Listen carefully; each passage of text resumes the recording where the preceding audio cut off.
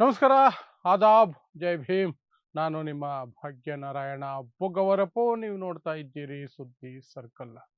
ರಾಜಸ್ಥಾನದಲ್ಲಿ ಹೊಸ ನಿಯಮವನ್ನ ಜಾರಿ ಮಾಡಿದ್ದಾರೆ. ಎಲ್ಲ ಶಾಲೆಗಳಿಗೂ ಸಹ ನೋಟಿಫಿಕೇಶನ್ ಕೊಟ್ಟಿದ್ದಾರೆ, ಆರ್ಡರ್ಸ್ ಕೊಟ್ಟಿದ್ದಾರೆ. ಯಾರೂ ಸಹ ರಾಜಸ್ಥಾನದಲ್ಲಿ ಯಾವುದೇ ಸ್ಕೂಲು, ಕಾಲೇಜು, ಸರ್ಕಾರಿ ಸ್ಕೂಲು ಮತ್ತು ಕಾಲೇಜಿನ ಫೋಟೋ ತೆಗೆಯೋದಾಗ್ಲಿ, ವಿಡಿಯೋ ತೆಗೆಯೋದಾಗ್ಲಿ, ಅಲ್ಲಿನ ಮಕ್ಕಳ ಜೊತೆ ಮಾತಾಡೋದಾಗ್ಲಿ ಏನನ್ನು ಮಾಡೋ ಹಾಗಿಲ್ಲ. ಯಾರನ್ನು ಪ್ರಶ್ನೆ ಮಾಡೋ ಹಾಗಿಲ್ಲ. ಯಾವ ವಿಚಾರಕ್ಕೆ? ಆ ಶಾಲೆಯಲ್ಲಿ ಪಾಠ ಸರಿಯಾಗಿ ನಡೀತಾ ಇದೆಯಾ? ಎಲ್ಲ ವ್ಯವಸ್ಥೆ ಸರಿ ಇದೆಯಾ? ಬಿಸಿ ಊಟ ಸರಿಯಾಗಿ ಬಡಿಸಲಾಗ್ತಿದೆಯಾ? ಇದ್ಯಾವುದ್ರ ಬಗ್ಗೆಯೂ ಫೋಟೋ, ವಿಡಿಯೋ, ಮಕ್ಕಳ ಜೊತೆ ಮಾತು ಏನು ಮಾಡಂಗಿಲ್ಲ. ಒಟ್ನಲ್ಲಿ ಆ ಕಡೆ ಯಾರು ತಲೆ ಹಾಕಿ ಮಲಗಂಗಿಲ್ಲ.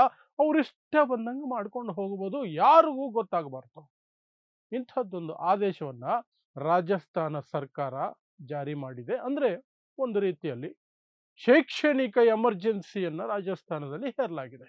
ಈ ಆದೇಶ ಎಲ್ಲಿಂದ ಬಂತು, ಏನು ಮಾಹಿತಿ ಇದೆ, ಅದನ್ನ ವಿವರಿಸುವಂತಹ ಪ್ರಯತ್ನವನ್ನು ಮಾಡ್ತೀನಿ. ಮತ್ತು ಯಾಕೆ ಇಂತಹ ಆದೇಶವನ್ನು ಕೊಡಬೇಕಾದಂತಹ ಅನಿವಾರ್ಯತೆ ಡಬಲ್ ಇಂಜಿನ್ ಸರ್ಕಾರ ನರೇಂದ್ರ ಮೋದಿ ನೇತೃತ್ವದ ಬಿಜೆಪಿಗೆ ಬರ್ತಾ ಇದೆ. ಕೇಂದ್ರ ಸರ್ಕಾರ ಮತ್ತು ಬಿಜೆಪಿ ಆಡಳಿತ ಇರುವಂತಹ ರಾಜ್ಯ ಸರ್ಕಾರಗಳು ಇಂತಹ ನೀಚತನಕ್ಕೆ ಯಾಕೆ ಇಳಿತಾ ಇದ್ದಾವೆ? ಅದಕ್ಕೆ ಜೆನ್ ಆಲ್ಫಾ ಯಾವ ರೀತಿಯಾಗಿ ಕಾರಣ ಆಗ್ತಿದೆ ಅದನ್ನು ಸಹ ವಿವರಿಸುವಂತಹ ಪ್ರಯತ್ನವನ್ನು ಮಾಡ್ತೀನಿ. ಸೊ ನಿಮಗೆ ಗೊತ್ತಿದೆ, ಜನ್ ಝಿ ನರೇಂದ್ರ ಮೋದಿ ಮತ್ತು ಅಮಿತ್ ಶಾ ಮೂಗಲ್ಲಿ ಉಸಿರಾಡೋದಕ್ಕೆ ಬಿಡ್ತಾ ಇಲ್ಲ. ಮೂಗು ಕಟ್ಟಿದ ಹಾಗೆ, ಅವರ ಮೂಗನ್ನ ಬಿಗಿ ಹಿಡಿದ ಹಾಗೆ ಒಂದರ ನಂತರ ಒಂದು ವಿಚಾರವನ್ನ ತಗೊಂಡು ಬಂದು ಅವರನ್ನ ಕಟ್ಟಿ ಹಾಕ್ತಾ ಇದೆ. ಜನ ಜನ್ ಝಿಗೆ ಪ್ರತಿಕ್ರಿಯಿಸ್ತಾ ಇದ್ದಾರೆ, ಅವರ ಪರ ನಿಲ್ತಾ ಇದ್ದಾರೆ. ಮತ್ತು ಈ BJP, Narendra Modi, R S S, Sangh Parivar ಇವರು ಸಾಕಿರುವಂತಹ ಸಾಕು ನಾಯಿಗಳಾದಂತಹ ಎಂಜಲು ಮಾಧ್ಯಮಗಳು, ಗೋಧಿ ಮಾಧ್ಯಮಗಳು, ಬೂಟ್ ನೆಕ್ಕುವಂತಹ ಮಾಧ್ಯಮಗಳು ಏನೂ ಮಾಡೋದಕ್ಕಾಗ್ತಿಲ್ಲ. ಆ ನೆರೆಟಿವ್ ಅನ್ನ ಚೇಂಜ್ ಮಾಡೋದಕ್ಕೆ ಸಾಧ್ಯನೇ ಆಗ್ತಿಲ್ಲ. ಇನ್ನು ಬಿಜೆಪಿ ಐಟಿ ಸೆಲ್ ಜಗತ್ತಿನ ಅತ್ಯಂತ ನೀಚ ಮತ್ತು ಅತ್ಯಂತ ಹೆಚ್ಚು ಸುಳ್ಳು ಹೇಳುವಂತಹ ಒಂದು ತಂಡ. ಆ ತಂಡವೂ ಸಹ ಜೆನ್ಸಿ ಮುಂದೆ ತಂಡ ಹೊಡಿತಾ ಇದೆ. ಯಾವುದೇ ಕಾರಣಕ್ಕೂ ಸಹ ಜೆನ್ಸಿ ಅವರು ಬಿಜೆಪಿ ಐಟಿ ಸೆಲ್ ಅವರಿಗಿಂತ ಮುಂದೆ ಹೋಗೋದಕ್ಕೆ ಬಿಡ್ತಾ ಇಲ್ಲ. ಜೆನ್ಸಿ ಅದೇ ಲೆವೆಲ್ ಅಲ್ಲಿ, ಅದೇ ಫೋರ್ಸ್ ಅಲ್ಲಿ, ಅದು ಕೂಡ ಸೋಷಿಯಲ್ ಮೀಡಿಯಾವನ್ನು ಬಳಸ್ಕೊಂಡು, ಮೀಡಿಯಾಗಳನ್ನು ಬಳಸ್ಕೊಂಡು, ಸ್ವತಂತ್ರ ಮೀಡಿಯಾಗಳನ್ನ ಈ ಬಿಜೆಪಿ ಐಟಿ ಸೆಲ್ಗೆ ಇಲ್ಲದ ಕಾಟ ಕೊಡ್ತಾ ಇದೆ. ಹಾಗಾಗಿ ಬಿಜೆಪಿ ಐಟಿ ಸೆಲ್ ಅಮಿತ್ ಮಾಳವಿಯನ್ನೇ ಕಿತ್ತು ಬಿಸಾಕಿದ್ದಾರೆ. ಈಗ ಹೊಸ ವ್ಯಕ್ತಿಯನ್ನು ಅಲ್ಲಿಗೆ ತಗೊಂಡು ಬಂದು ಕೂರಿಸಿದ್ದಾರೆ. ಅಷ್ಟು ಭಯ ಜೆನ್ಸಿಯನ್ನ ಕಂಡ್ರೆ ಮೋದಿಗೆ, ಅಮಿತ್ ಶಾಗೆ, ಬಿಜೆಪಿಗೆ, ಎನ್ ಡಿ ಎಗೆ, ಆರ್ ಎಸ್ ಎಸ್ಗೆ, ಸಂಘ ಪರಿವಾರಕ್ಕೆ ಎಲ್ರಿಗೂ ಆಗ್ಬಿಟ್ಟಿದೆ. ಆದ್ರೆ ಅದು ದೊಡ್ಡ ಸಮಸ್ಯೆ ಕಾಡ್ತಿರೋದ್ರ ನಡುವೆ ಅದರಿಂದ ಸ್ಫೂರ್ತಿ ಪಡೆದಂತಹ ಜೆನ್ ಆಲ್ಫಾ. ಜೆನ್ ಆಲ್ಫಾ ಅಂದ್ರೆ 6 ವರ್ಷ, 8 ವರ್ಷ, 10 ವರ್ಷ, 12, 13 ವರ್ಷದ ವಯಸ್ಸಿನ ಒಳಗಿರುವಂತಹ ಮಕ್ಕಳು, 15 ವರ್ಷದ ಒಳಗಿರುವಂತಹ ಮಕ್ಕಳು, ಅವರು ಸಹ ಈಗ ಬೀದಿಗೆ ಬಂದು ಪ್ರತಿಭಟನೆಗಳನ್ನ ಮಾಡ್ತಿದ್ದಾರೆ.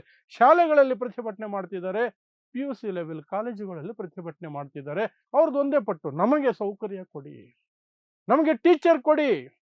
ಕುಡಿಯಕ್ಕೆ ನೀರಿಲ್ಲ, ಫ್ಯಾನ್ ಇಲ್ಲ, ಬೆಂಚ್ ಇಲ್ಲ, ಅಡಿಗೆ ಸರಿ ಇಲ್ಲ, ಯಾವ ವ್ಯವಸ್ಥೆನೂ ಇಲ್ಲ, ಟಾಯ್ಲೆಟ್ ಇಲ್ಲ.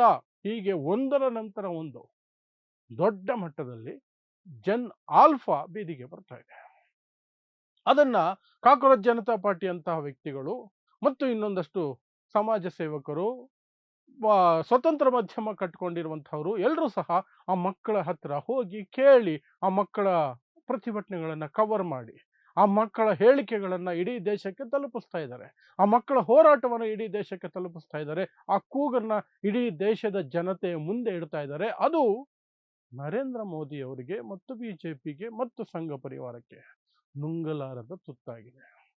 ತಡ್ಕೊಳಕ್ಕೆ ಆಗ್ತಿಲ್ಲ, ಅವ್ರಿಗೆ ಉಸಿರುಗಟ್ಟಿದ ವಾತಾವರಣ ಆಗ್ಬಿಟ್ಟಿದೆ. ಹಾಗಾಗಿ ಅದಕ್ಕೆ ಬ್ರೇಕ್ ಹಾಕಬೇಕು. ಜೆನ್ಸಿಗೆ ಬ್ರೇಕ್ ಹಾಕೋದು ಕಷ್ಟ ಆಗ್ತಿದೆ, ಅದು ಆಮೇಲೆ ನೋಡೋಣ. ಫಸ್ಟ್ ಈ ಜೆನ್ ಆಲ್ಫಾ ಇದೆಯಲ್ಲ, ಅದಕ್ಕೆ ಬ್ರೇಕ್ ಹಾಕಬೇಕು. ಇಲ್ಲದೆ ಹೋದ್ರೆ ಆ ಮಕ್ಕಳು ಅವರ ತಂದೆ ತಾಯಿಗಳನ್ನ ಬದಲಾಯಿಸಿ ಮುಂದಿನ ಚುನಾವಣೆಗಳು, ಇನ್ನು 6 ತಿಂಗಳಲ್ಲಿ ಉತ್ತರ ಪ್ರದೇಶದ ಚುನಾವಣೆ ಇದೆ, ಇನ್ನೊಂದಷ್ಟು ದಿನ ಹೋದ್ರೆ ಉತ್ತರಾಂಚಲದ ಚುನಾವಣೆಗಳಿದಾವೆ. ಹೀಗೆ ಸಾಲು ಸಾಲು ಚುನಾವಣೆಗಳು ಬರೋದಿದಾವೆ. ಆ ಸಂದರ್ಭಕ್ಕೆ ಮತ್ತು 29ಕ್ಕೆ 2029ಕ್ಕೆ ಏನು ಸಾರ್ವತ್ರಿಕ ಚುನಾವಣೆ ಇದೆ ಕೇಂದ್ರದ್ದು, ಅದರಲ್ಲೂ ಸಹ ಈ ಮಕ್ಕಳದು ಒಂದಷ್ಟು ಪ್ರಭಾವ ಇರುತ್ತೆ ಅವರ ತಂದೆಗಳ ತಾಯಿ ಮೇಲೆ. ಇವರು ಬೀದಿಯಲ್ಲಿ ನಿಂತು ಪ್ರತಿಭಟನೆ ಮಾಡ್ತಿದ್ರೆ ಮಕ್ಕಳು ತಂದೆ ತಾಯಿಗಳು ಸಹ ಎಲ್ಲವನ್ನು ಅರ್ಥ ಮಾಡ್ಕೊಳ್ಳೋಕೆ ಶುರು ಮಾಡ್ತಾರೆ. ಅಂಧ ಭಕ್ತರು ಉಲ್ಟಾ ಹೊಡೆಯೋದಕ್ಕೆ ಶುರು ಮಾಡ್ತಾರೆ ಅನ್ನೋ ಭಯ ನರೇಂದ್ರ ಮೋದಿಗೆ ಬಂದಿದೆ, ಅಮಿತ್ ಶಾಗ್ ಬಂದಿದೆ, NDAಗೆ ಬಂದಿದೆ. ಹಾಗಾಗಿ ಅವರ ಸರ್ಕಾರ ಇರುವ ರಾಜ್ಯಗಳಲ್ಲಿ ಈಗ ಒಂದು ಹೊಸ ಪ್ರಯೋಗವನ್ನ ಮುಂದಿಟ್ಟಿದ್ದಾರೆ. ಏನು? ಜನ್ ಆಲ್ಫಾ ಕೂಗನ್ನ ಯಾರಿಗೂ ಕೇಳಿಸದ ಹಾಗೆ ಒಳಗೊಳಗೆ ಇದು ಮಾಡ್ಬಿಡ್ಬೇಕು, ಸೈಲೆನ್ಸ್ ಮಾಡಬೇಕು, ಸಪ್ರೆಸ್ ಮಾಡಬೇಕು. ಹೇಗೆ ಮಾಡೋದು? ಆ ವಿಚಾರಗಳು ಹೊರಗಡೆ ಬರದೇ ಇರಂಗೆ ನೋಡ್ಕೊಳ್ಬೇಕು. ಅದರ ಪ್ರಯೋಗದ ಆರಂಭಿಕ ಹಂತವಾಗಿ ರಾಜಸ್ಥಾನವನ್ನು ಆಯ್ಕೆ ಮಾಡಿಕೊಂಡಿದ್ದಾರೆ. ಅಲ್ಲಿ ಭಜನ್ ಲಾಲ್ ಶರ್ಮಾ ಅನ್ನುವಂತಹ ವ್ಯಕ್ತಿಯ ಸರ್ಕಾರ ಇದೆ, ಅವರೇ ಮುಖ್ಯಮಂತ್ರಿ ಅಲ್ಲಿ. ಆ ಮುಖ್ಯಮಂತ್ರಿ ಅವರ ಸರ್ಕಾರದಿಂದ ಒಂದು ಆದೇಶವನ್ನು ಹೊರಡಿಸಿದ್ದಾರೆ. ಏನು? ಯಾವುದೇ ಸರ್ಕಾರಿ ಶಾಲೆ ಮತ್ತು ಕಾಲೇಜು ಅಲ್ಲಿ ಯಾರು ಸಹ ಯಾವ ಫೋಟೋನು ತೆಗೆಯೋ ಹಾಗಿಲ್ಲ, ವಿಡಿಯೋ ಮಾಡೋ ಹಾಗಿಲ್ಲ, ಯಾರು ರಿಪೋರ್ಟಿಂಗ್ ಹೋಗೋ ಹಂಗಿಲ್ಲ, ಅಲ್ಲಿ ಏನು ನಡೀತಿದೆ ಅಂತ ಮಕ್ಕಳ ಹತ್ರ ಕೇಳಂಗಿಲ್ಲ, ಮಕ್ಕಳು ಬೇರೆಯವ್ರ ಹತ್ರ ಮಾತಾಡಂಗಿಲ್ಲ, ಏನೂ ಇಲ್ಲ. ಹೇಗಿದೆಯೋ ಹಾಗೆ ಬಾಯಿ ಮುಚ್ಕೊಂಡು ಒಪ್ಕೊಳ್ಬೇಕು. ಅಲ್ಲೇನು ಸಮಸ್ಯೆ ಇದೆ ಅನ್ನೋದ್ರ ಬಗ್ಗೆ ಯಾರ ಹತ್ರ ಬಾಯಿ ಬಿಡಂಗಿಲ್ಲ, ಬಾಯಿ ಬಿಟ್ಟರು ಅದನ್ನು ಯಾರು ತೋರ್ಸಂಗಿಲ್ಲ.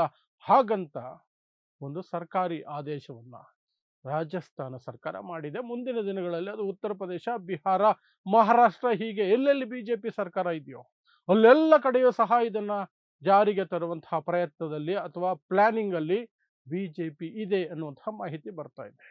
ಹಾಗಾದ್ರೆ ಏನಾಯ್ತು? ರಾಜಸ್ಥಾನನೇ ಯಾಕೆ ಆಯ್ಕೆ ಮಾಡಿಕೊಂಡ್ರು?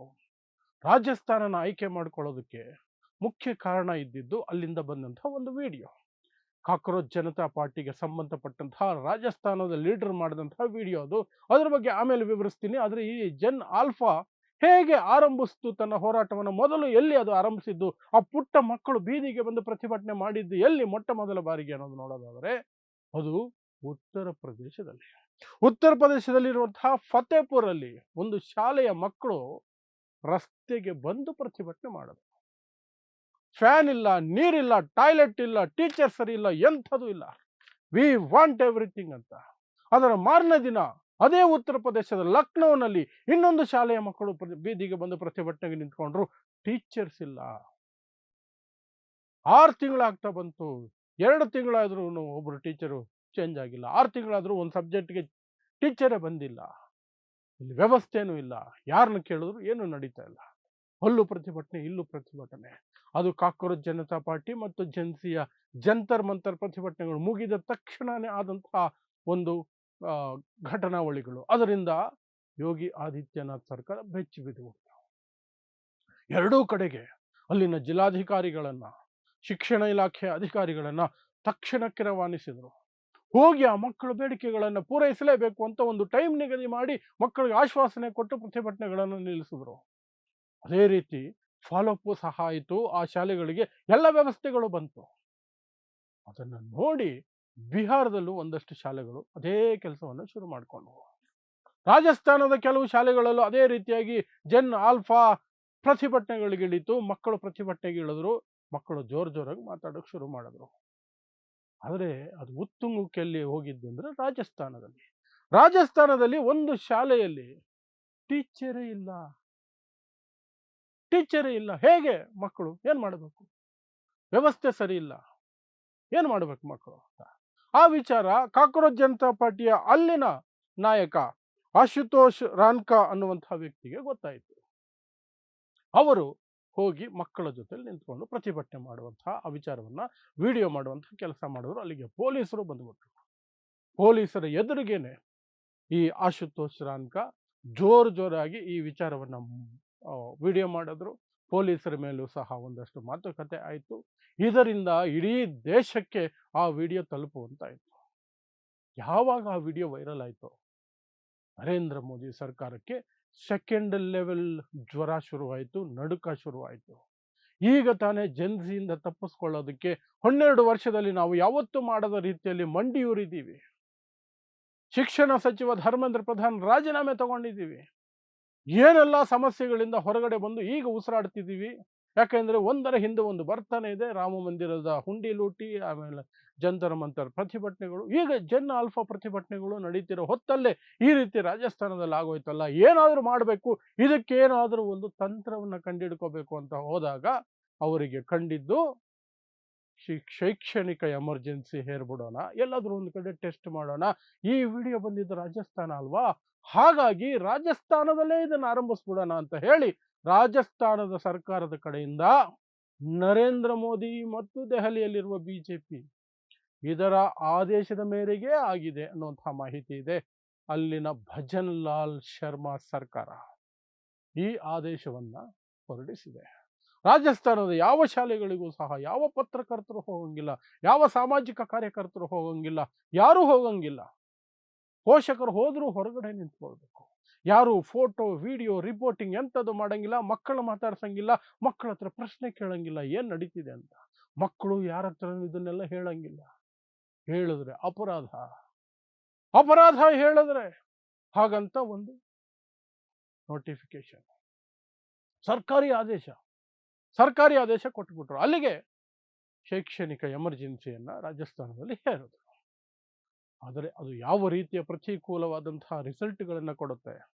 ಮೋದಿ ಮತ್ತು ಅಮಿತ್ ಶಾ ಮತ್ತು ಬಿಜೆಪಿ RSS ಇವರೆಲ್ಲರ ಮೇಲೆ ಈಗಲೇ ಜನ್ಸಿ ಸಿಟ್ಟು ಮಾಡಿಕೊಂಡಿದೆ, ಕಾಯ್ತಾ ಇದೆ. ಅದರ ರಿಸಲ್ಟ್ಗಳನ್ನು ಆಲ್ರೆಡಿ ಬಿಹಾರದಲ್ಲಿ ಬಿಜೆಪಿಯ ರಾಷ್ಟ್ರಾಧ್ಯಕ್ಷನ ಸೀಟಲ್ಲಿ ಸೋಲಿಸುವ ಮೂಲಕ ತೋರಿಸಿದ್ರು, ಮಧ್ಯಪ್ರದೇಶದಲ್ಲಿ ಒಂದು ಸೀಟಲ್ಲಿ ಸೋಲಿಸಿ ತೋರಿಸಿದ್ರು.